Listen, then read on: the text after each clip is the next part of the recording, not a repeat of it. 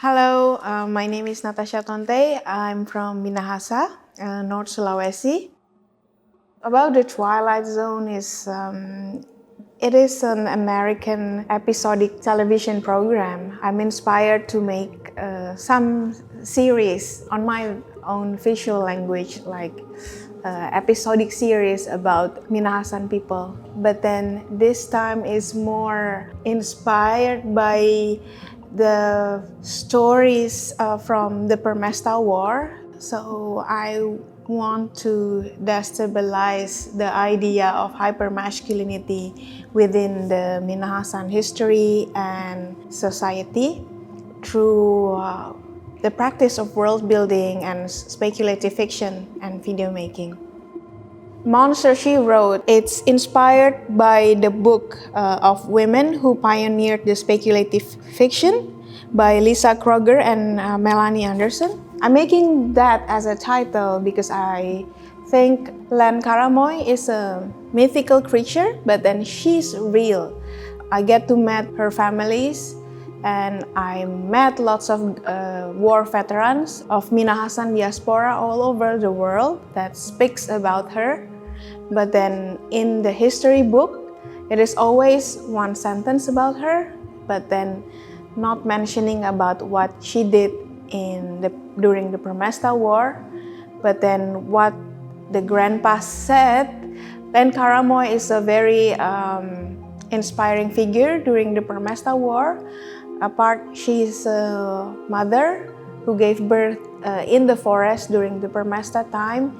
She is also a combatant and a very strong woman, but I'm questioning why there is always a history written about her. So through this project, Macho Mystic Meltdown, Monster She Wrote, I'm trying to bring Len Karamoy into the world building of Macho Mystic Meltdown.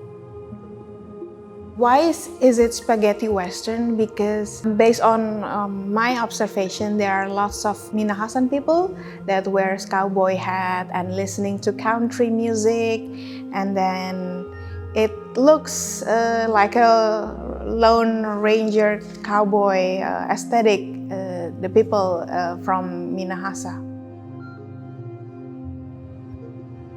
It is my first time making a video without dialogue. It is also a challenge for me on how to integrate the gestures and then the storyline within the storytelling.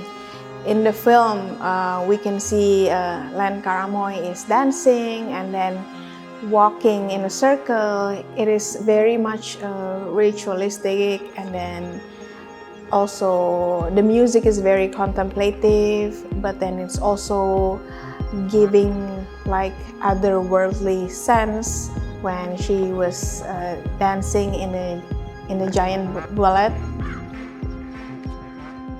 I got really inspired by xenofeminism as the theory, because I see what Len Karamoy did back in the olden days is how to gain power is through biohacking, but then it is not like what we see biohacking in the modern way, but then through the connection within the Minahasan people with the nature and the ancestors, through the herbal medicine, and then to the prayers and through the dancing, it creates some sort of spiritual effect that is also, for me, considered as a biohacking. For her to get into the war, to live in the forest, and then to become immune to the guns and to dangers of what she encounters in her daily life. I acknowledge my privilege to tamper with the historical account of Minahasa, and then I'm grateful to be able to retell the story of Minahasan people in contemporary language, because it is very important for me And then it's very honored to be able to share the Minahasan history through the video work, especially in Taipei.